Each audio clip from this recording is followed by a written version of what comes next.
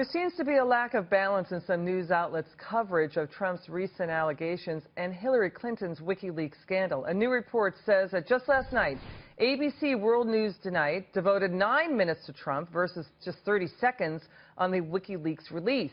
NBC Nightly News, 0 mentions of WikiLeaks, 9 minutes on Trump. CBS had 5 minutes on Trump, only 26 seconds on WikiLeaks. My political power panel is back with me now. Hadley, Heath Manning, and Sascha Burns. Let's take it to you, Hadley. What do you make of that? Well, Republicans are used to facing an unfair environment when it comes to the mainstream media, and this election cycle is no different. However, one smart strategy that Trump has used this cycle, whether or not it will continue to work for him is a different story, but he has made it part of his platform to run against the system. You know, he says the system is rigged, and he includes the mainstream media in that system. So anytime he's attacked by the media, fairly or unfairly, he uses that in an attempt to sort of rile up his base in an effort to criticize the media. What do you think, Sascha? Well, this is the same thing that happened in the primary. I mean, you know, he sucks all the oxygen out of the room because of the things he says. And so you had, how much do we hear about Jeb's tax policy versus tiny baby freaky fingers? And, you know, what his response was to. So it's like you're watching a train wreck. The WikiLeaks, if more comes out about them, as they continue to come out, if Hillary says she wants to grab somebody's crotch, I bet that would be covered a lot. The things that he is saying are so repulsive.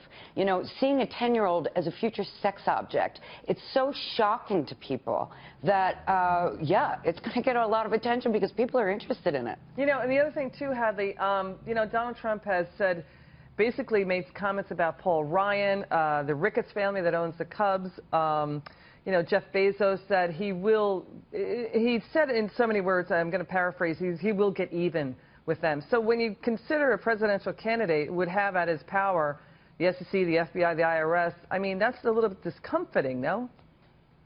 Oh, it is, and I agree with Sascha. The salacious things that Donald Trump says are really good for ratings, apparently, because those seem to be the things that suck all the oxygen out of the room when voters really need to know a lot more, not just about WikiLeaks, but about the platforms of these different candidates. That's the point, so right, how Trump might work with Paul Ryan is an issue of great concern to a lot of voters, especially on the right side of the aisle. I want both of your response. We got breaking news from the New York Post reporting that the Trump campaign will be putting forward a witness to refute the sexual assault claim. Donald Trump's campaign says a British man is countering claims that the GOP presidential nominee groped a woman on a cross-country flight more than 3 decades ago, saying, quote, I've only met this accuser once and frankly cannot imagine why she is seeking to make that Donald Trump basically accusation against her. Not only did he not do so, and I was present at all times, but it was she that was the one being flirtatious.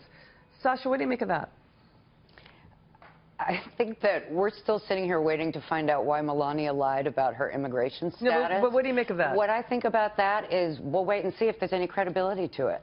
I am not going to take a 30-year-old version of someone who was not one of the participants as anything to believe until I can find out a reason that it should be believed. You know, Hadley, I'd like your response to this. There were reports that NBC held on to the Trump tapes for months in order to release them at a politically damaging moment for Trump, basically 48 hours before the presidential debate, according to one report. And it dominated the news cycle because allegedly Billy Bush had boasted about the video to NBC staffers back in August while in Rio covering the Olympics.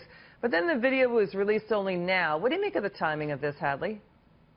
You know, it wouldn't surprise anyone to find out that this Billy Bush tape was, in the mix, that the Clinton campaign had it or the DNC had it or some mainstream media outlets had it and sat on it until an opportune time in an effort to influence the election. It wouldn't surprise anyone. Now, whether or not that's true is a different story, but it's a sad commentary on the left-leaning mainstream media to say that this would not be shocking. Yeah, and to Hadley's point, Sascha, do you feel, I mean, as journalists often report the source of where they got the information from. Do you think that they fell down on the job here and they should have reported the source of who gave them the tape? Well, no, because otherwise they wouldn't have gotten it, right? I mean, whoever gave it to them... The Washington Post could have reported it. What's that? The Washington Post could have reported how they got it. But why would they? I mean, why would they report who the source was, right? And NBC didn't... Because it changes the story. Let me just give you an example. The Wall Street Journal was covering the tobacco companies boosting the nicotine intake with things like ammonia. And the whistleblower had stepped forward saying that they're doing these very bad things.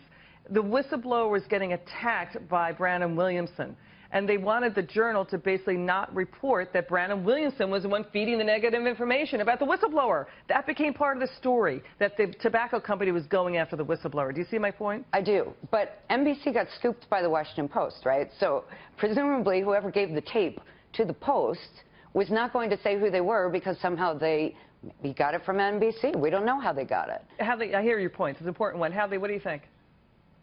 Well, it always adds to your credibility as a journalist when you can say where you got the information from, and that's important to stave off what you're talking about, Liz, which is the story running away with itself, becoming a story about how the media reported a story instead of the story itself, and that's what we should be focused on. Yeah, so I agree with you, Liz. I think it's always better to say where your source is. Right, now it's about the coverage, which means that the narrative is baked in that Donald Trump, you know, basically sexually assaulted or harassed these women, and we still have to see the proof. As journalists, we have to see the proof. I'm so sorry we have to leave it there, Hadley and Sascha. Thank you so much for your time.